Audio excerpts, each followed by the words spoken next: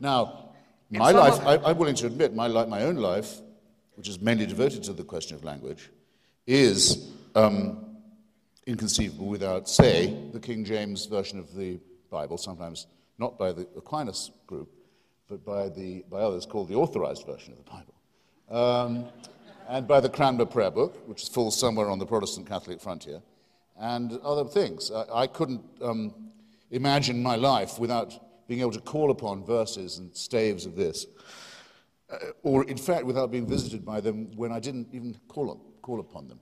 But that doesn't mean that my morality comes from that, or that I need the permission of the church by law established in Canterbury to think moral thoughts. My point is that or immoral ones, if it comes to that. A few times in this debate you've used the phrase celestial dictatorship. And I think it's a telling phrase because it gets a little bit, I think, to what's going on here. In thinking about this issue of God, we have to ask, what is the reason for our resistance to God? And then what are the reasons we give in public? The reasons we give in public have to do with things like science, and the absence of evidence implies the evidence of absence and this sort of thing. But in reality, that may not be the real source of our opposition. In fact, I don't think it is.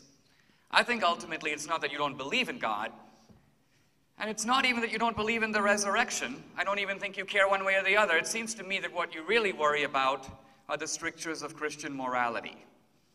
And ultimately, that's probably what a lot of us in the audience also worry about. If Christianity is true, then morality isn't just something I make up as I go along.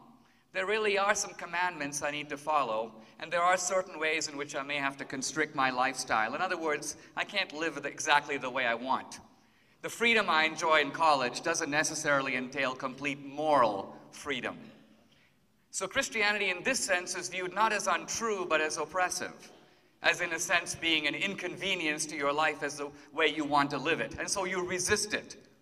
But now that you resist it, you can't say that you actually don't want to live by a moral code or by an external or a traditional moral code. And so you've got to convince yourself that it's really brilliance that's bringing you to this position and not a resistance to Christian morality. And so you begin to spout off a bunch of physics you don't know, and a bunch of history that you don't know, and a bunch of theology that you don't understand. And it's all aimed at affirming that there is no God, so I don't really have to follow his rules. In a sense, you get rid of the idea of moral judgment by abolishing the judge. So in some senses, I think these debates are not just about winning arguments, they're also about a certain kind of psychological introspection in which we ask we know the motives for belief, right? Wishful thinking. What are the motives for unbelief? What payoff does that give you? Why do you feel better by not believing? I think when we examine these things, we complete the circle that I think this debate began, namely the idea of applying skepticism and criticism in the best way that a university can, which is to say, to make it self-criticism. Thank you.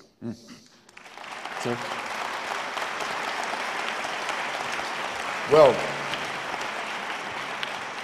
it seems as if all our, Dinesh's and my, self-denying attempts to spare you our closing perorations have been negated somehow. You're going to get them whether you want them or not. Again, Dinesh is so nearly right, and I'm reminded by the last questioner that we actually first met because when he was working for President Reagan and I was writing for The Nation magazine, I wrote a piece about abortion that called itself to his attention, and he invited me to lunch. Seems like a long time ago now, but it was a nice meeting of minds that time. There's no reason why this one shouldn't be the same, but I don't think I spoke in such a way tonight or on any other occasion or have written in such a way as to lay myself open to that last piece of misrepresentation. It is certainly true that I consider that the question of liberty of the mind is involved in the repudiation of theism. Yes, I think that we would be living in a celestial dictatorship if we accepted the authority scripturally revealed of a divine will. And I think this not because under the inconvenient scrutiny of this eye, I'm not free to rape and pillage and lie as I might wish, because there are other things, I assure you, as I'm sure you will say for yourselves, for those of you with any self-respect, that stopped me from doing that. But because, and I don't mind admitting this is true, once you grant that there's been a revelation of God to some humans, sometimes, in some places, to be interpreted by a priesthood, then the next thing you will find is that you are being told what to do, what to eat, what you can read, who you can go to bed with, by someone who is no better a mammal or primate than yourself, but who claims to be doing this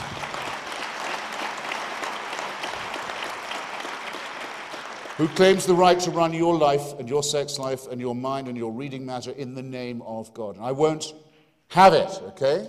And the next thing they'll tell you, the next thing they'll ask you for, the next thing, just be a little thing, is, well, go and live on this piece of someone else's territory. God wants you to settle it.